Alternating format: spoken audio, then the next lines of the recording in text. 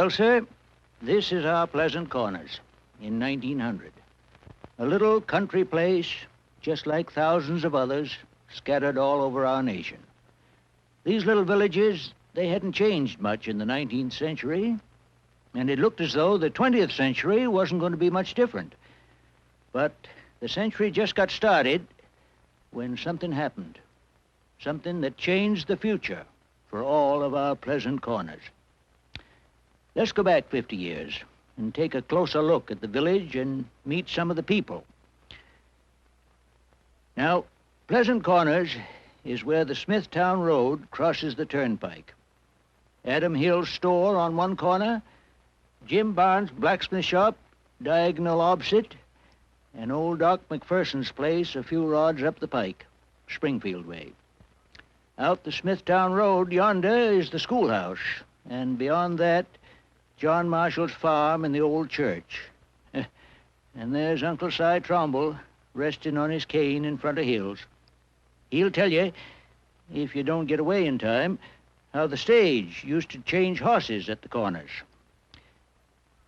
You know, most of the farmers, they spend Saturdays driving into Springfield for the week's supplies. Yet Adam, he does right smart, considering, because the boys drop in for a plug while Jim shoes the horses, and Doc McPherson, he's always sending Betsy over for things. But, of course, that's no hardship for Betsy, leastways not when Pete's minding store. Late afternoons, you'll find a parcel of the boys lazying on Adam's stoop. Nothing better to do. Maybe hearing for the 50th time about when Abner spent the night in Springfield. Or maybe sizing up this new man, Teddy Roosevelt. Maybe just reading the latest news in day before yesterday's paper. But this particular afternoon, something happened. The first horseless carriage come to Pleasant Corners.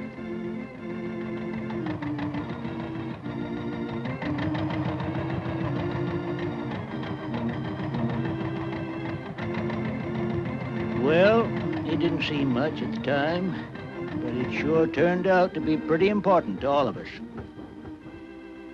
The boys, they thought it was pretty funny when he broke down.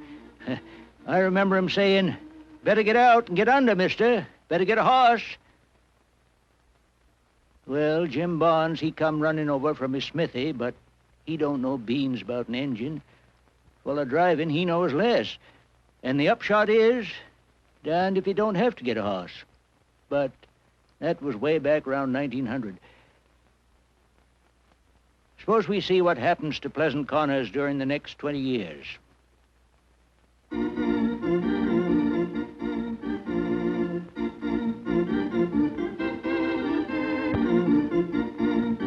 Well, sir, it must have been along about, 1908 that these horseless buggies begun bouncing by so often, maybe two in the same day. And 'twasn't long before that no-account Barnes boy, he bought himself an automobile, a real one. Well, naturally, his dad, he'd have liked to disowned him, till one day the old man, he was out on the road making believe like he knew how to fix a fellow's car. Down underneath he was. When young Jim, he strolls out, unscrews a little pipe, blows in it, screws it back on, turns the crank, and bingo. Well, old Jim, he come scrambling out, sore as a charley horse. But he had to hand it to the lad, and 'twasn't long after that before young Jim, he started tinkering with cars regular. In 1914, the state surfaced the Springfield Pike and built the steel bridge.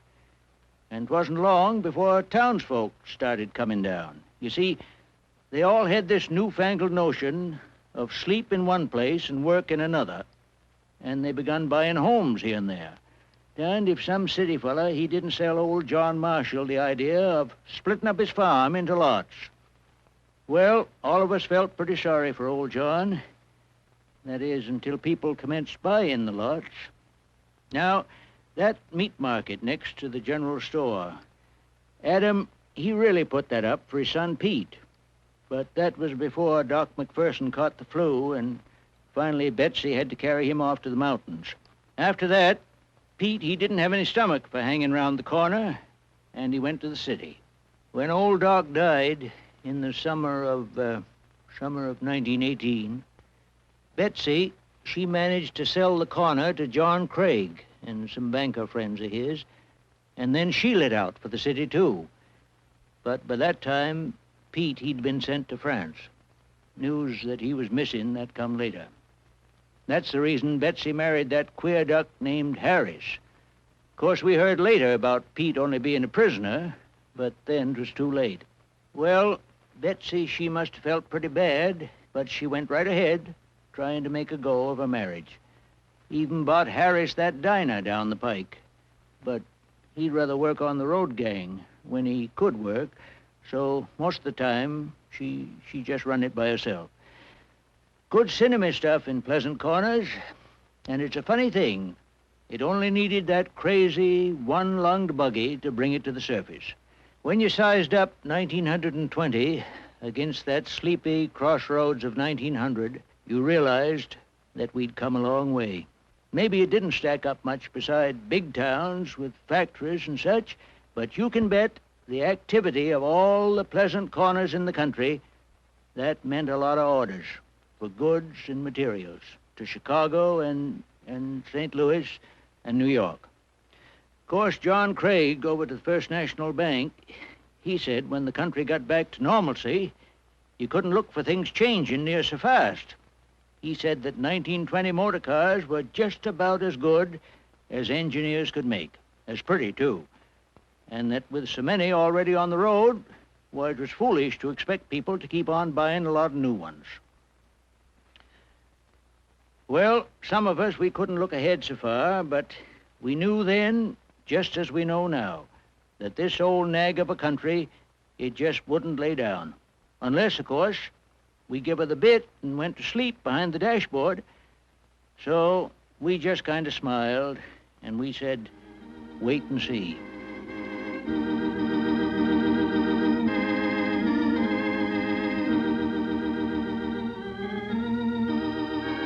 Well, I sort of wish old John Craig could have waited to see, though I expect he'd still be croaking the same chorus. Well, sir, things started really popping just after he died, in 25, that was.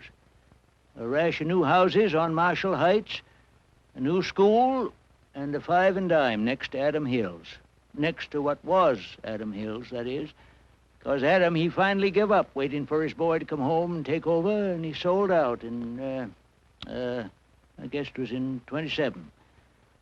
Pete Hill, they say, he'd done right well for himself in the big town. Starting in with wholesale supplies and working up to a string of his own restaurants. In 1928, the state put in the concrete bridge across Mott Creek so as the buses could run to Springfield. That's the new bus station alongside Jim Bond's there. Well, the Depression hit Pleasant Corners like any other place. Of course, we got the pike concreted, 4-lane, and we got new post office and a community center. Well, sir, Miss Elspeth, she that was Lizzie Morton, before she studied drama in New York, the way she makes us men folks turn out for mob scenes. But Alice Hill, she lost old Adam's money. And she had to start that farmer's market. And 'twasn't long after that they rebuilt the theater. Betsy McPherson, or rather Harris, she would have lost the lunch wagon, too, if Harris hadn't run his car into the creek about that time. Of course, all of us were sorry for her sake, but as a matter of fact, as soon as she didn't have all them IOUs raining down on her, why, Betsy begun to put some money away. And 'twasn't long before she bought a Hills Milestone House franchise and built some tourist cabins across the way. And them Milestone House restaurants, they've gone over big. So Betsy's sailing smooth now.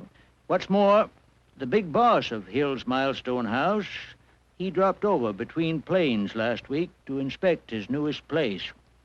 Must be a long time between planes, 'cause he's still here. Sort of, you know, hanging around. Well, sir, 'twouldn't surprise me one bit if Betsy and Pete Hill got married after all. Well, that about brings us up to date on Pleasant Corners. We got our own police department now. He's standing over there with the traffic light control box facing Jim Bond's new service station and showroom. And next week, we get a brand new fire engine. Of course, we still have our John Craigs, and I guess it's surprising that I ain't one of them at my age. But you know, I still figure tomorrow is bound to be a lot better than today. It may not be men and motors, or men and airplanes, or men and atoms, but it will be men and something. Our country still has its ability to create and work and build. It's just now gathering itself together for its next spring forward. And boy, I'd sure like to be here to see that jump.